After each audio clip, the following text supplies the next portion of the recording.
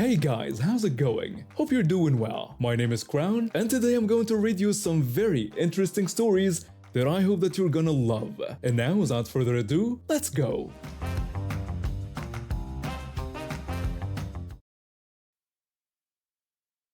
I'm a Mexican girl living in a decent neighborhood. Not super fancy, but comfortable enough. My best friend has this habit of getting new phones all the time, even when she doesn't need them. About 7 weeks ago, she offered to sell me her iPhone 11 at a really good price.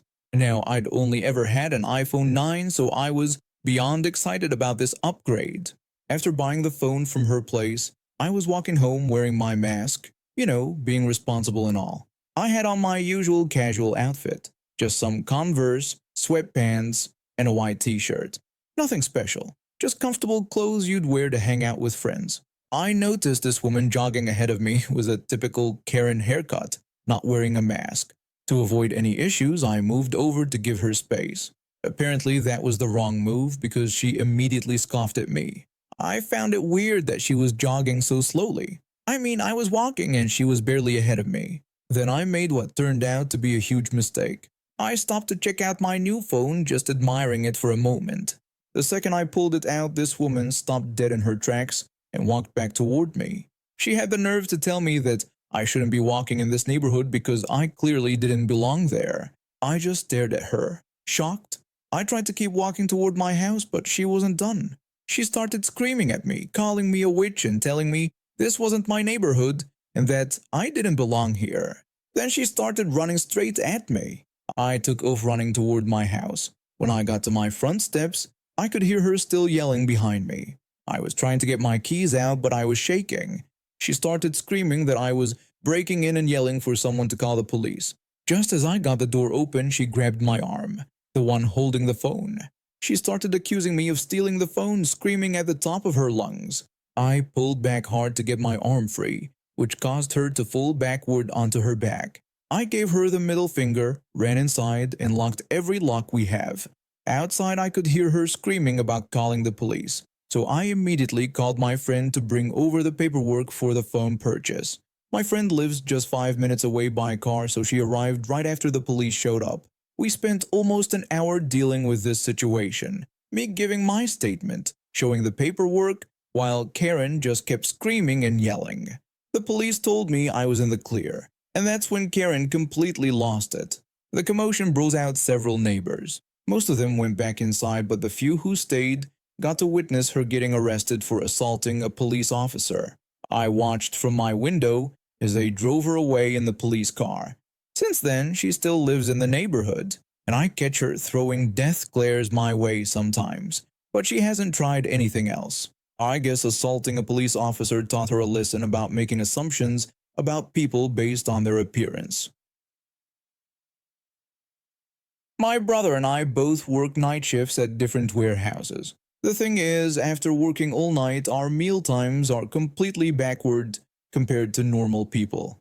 This morning, around 6 a.m., we had just finished our shifts and were absolutely starving. We have this tradition where once a week, we treat ourselves to McDonald's breakfast after work. It's nothing fancy, but it's our thing, We've been doing it ever since we both started working nights 3 years ago. So there we were, pulling up to McDonald's in my slightly beat-up but reliable Honda Civic. The drive-thru had just opened, and there were only a couple of cars ahead of us. Everything was going normally until it was our turn to order. I pulled up to the speaker, and the employee greeted us with a standard McDonald's welcome and asked for our order. I had just started ordering our usual 2 sausage McMuffins with egg and a large coffee when we felt it. This sudden jolt from behind. My brother and I looked at each other, then at the rearview mirror. There she was in all her glory, a woman in a shiny BMW sporting that signature Karen haircut, and she had just rear-ended us. My brother and I got out of the car to check the damage. There was a noticeable dent in our bumper, while her car barely had a scratch. That's when she emerged from her BMW like she was ready for war. I confronted her about hitting our car, but she immediately turned it around on us. She started yelling about how we had reversed into her car instead. She even had the nerve to bring up how expensive her BMW was and suggested we couldn't afford to fix it. When I tried explaining that we were literally in the middle of ordering when she hit us, she accused me of lying and claimed she saw us reverse, calling it a scam. My brother was already taking pictures of both cars with his phone, which seemed to make her even more agitated. She started screaming about how taking pictures of her car was an invasion of her privacy and threatened to call the police. I told her to go ahead, since we had nothing to hide. She pulled out her phone and started dialing, all while putting on the performance of her life. On the phone with the police, she started crying about how we had damaged her car and were threatening her, claiming she felt unsafe and that we were being aggressive. My brother and I just stood there, completely dumbfounded. The drive-thru employee who had heard the whole thing came out to check what was happening. When they mentioned seeing everything on the security camera, Karen snapped at them to mind their own business. About 10 minutes later, 2 police officers arrived. Karen immediately rushed to them, crocodile tears and all, spinning a tale about how we had reversed into her car and threatened her. She even threw in that she was a single mother and felt scared. When the first officer asked me if her story was true, I denied it completely and explained that we were ordering at the speaker when she rear-ended us. I mentioned the drive-thru cameras that would have caught everything. The second officer went inside to check the footage, while the first one kept us separated. Karen kept throwing glares our way while dramatically dabbing at her eyes with a handkerchief. After about 5 minutes, the second officer came back out. His expression had changed completely. He confronted Karen with the evidence from the footage, which clearly showed her hitting us from behind while we were stationary at the order speaker. Karen refused to accept this, screaming about how the footage must be fake and accusing us of paying the employees to doctor it. The officer had to cut her off, explaining that not only had she caused an accident, but she'd also made a false police report. When they asked if I wanted to press charges, I didn't hesitate to say yes. Karen then tried to intimidate everyone by bringing up her lawyer husband. The officer simply asked for her license and registration, staying calm throughout her tirade. It turned out she had an expired license. The officers ended up writing her multiple citations, one for the accident, one for driving with an expired license, and another for making a false police report. They also called a tow truck for her car since she couldn't legally drive it. When she was throwing a fit about her car being towed, the McDonald's manager came out and gave my brother and me each a bag, telling us our breakfast was on them and apologizing for the whole situation. We finally got back in our car, our free breakfast in hand, watching as Karen argued with the tow truck driver. My brother broke the tension by joking about how this was definitely a new one for our breakfast tradition. I played along, suggesting we might need to start going through the drive-thru in reverse now, just to live up to her story. We drove home, eating our hard-earned breakfast while watching the sun rise. The dent in my bumper was annoying, but knowing that Karen's morning was infinitely worse than ours made it a bit easier to swallow. Her insurance ended up paying for the repairs, and I heard through the McDonald's employee a few weeks later that she'd been banned from all their locations in the area. When my aunt passed away 25 years ago, I was just a baby. She left behind 2 cousins in their early 20s who suddenly had to figure life out on their own. Thankfully, my wealthy grandparents had set up their will so that if a parent passed before their children turned 30, those children would get half their inheritance early, with the other half coming after my grandparents' eventual passing. My younger cousin did well with her share. She paid off her college debt and bought some land where she still lives today. My older cousin, though, he burned through everything within 6 years. He ended up in a tiny condo, working as a police officer while battling a serious drug problem that ate up most of his salary. Over the next few years, my grandparents paid for him to go to rehab 3 times. He finally got clean when his girlfriend, now wife, got pregnant.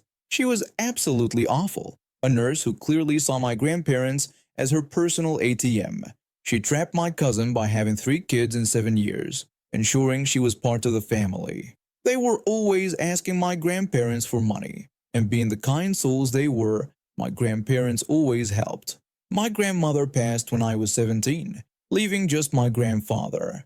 I was his favorite grandchild, which really got under my cousin and his wife's skin. I moved in with him for my last 2 years before college to help take care of him. They hated this so much that whenever they visited and I wasn't home, they'd send their kids to wreck my room. One day, my cousin went as far as hiding one of those annoying noisemakers in my room cabinet. You know, the ones that beep randomly to drive you crazy.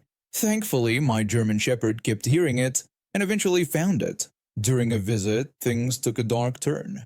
I was out getting Grandpa's food when I came home to find my cousin, his wife, and my grandfather staring at my handgun on the table. I always kept it locked up with the key on a high shelf and never loaded. But there it was, loaded with a bullet in the chamber. My cousin immediately started yelling about how one of his kids had found the gun and had been playing with it, saying how lucky it was they caught them in time.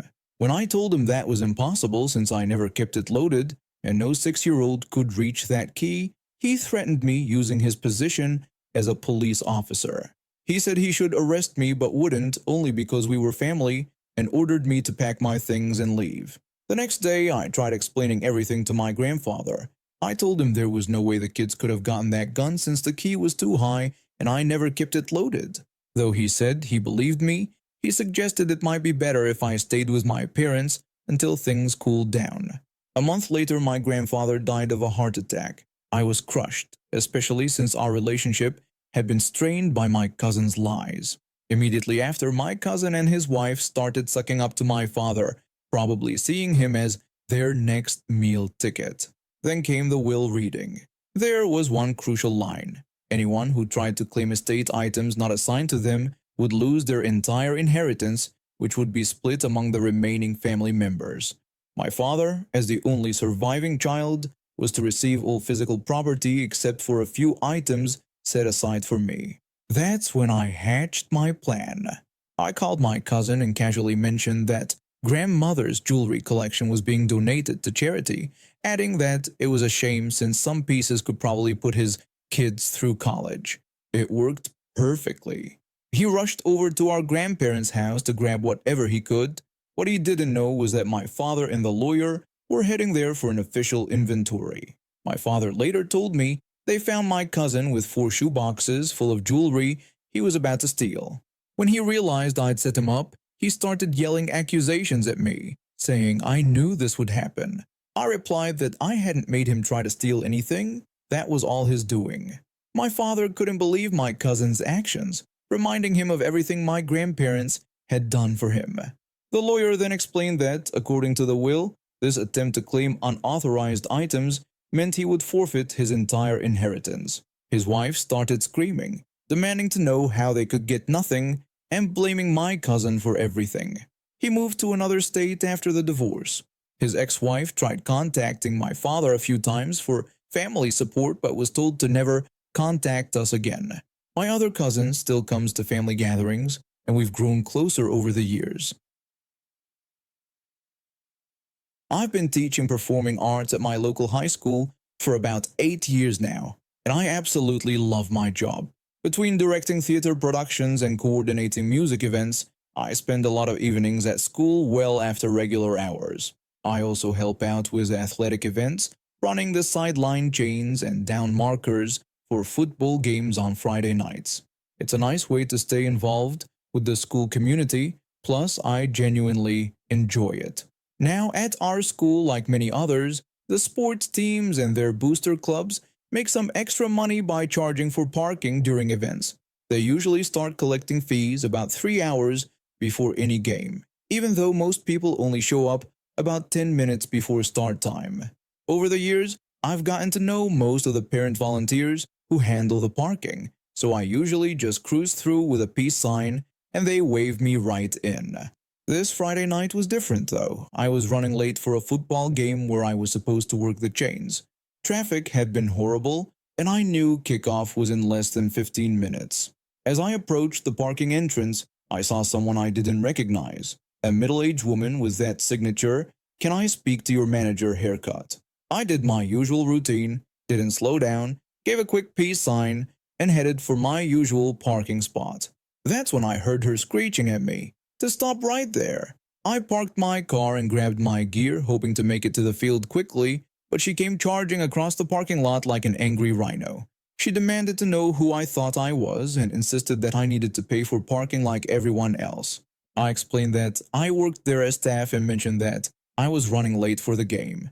She scoffed at this, claiming that's what everyone says, and boasted about how she'd been doing this job for 3 whole weeks and knew every single staff member. I explained that I've been teaching there for 8 years as a performing arts teacher and that I was working the chains for the football game that night. She accused me of lying and threatened to call security, claiming I was trying to steal from the children. By this point, a small crowd had gathered, and I was getting seriously worried about missing kickoff. I reached into my pocket for my staff ID, but before I could pull it out, the head football coach came jogging over. He'd seen the commotion from the field. When the coach asked what was happening, Karen complained that I had driven past without paying and was falsely claiming to work there, emphasizing that she'd never seen me before in her life. The coach pointed out that this was because she'd only been there 3 weeks, and explained that I was indeed their performing arts teacher who needed to be on the field running the chains. Karen protested, asking how she was supposed to know and insisting that I should have stopped to explain. The coach pointed out that I was wearing a staff shirt and had a parking pass on my windshield. I pointed to my clearly visible school staff shirt and the parking pass hanging from my rearview mirror. Karen's face started turning red.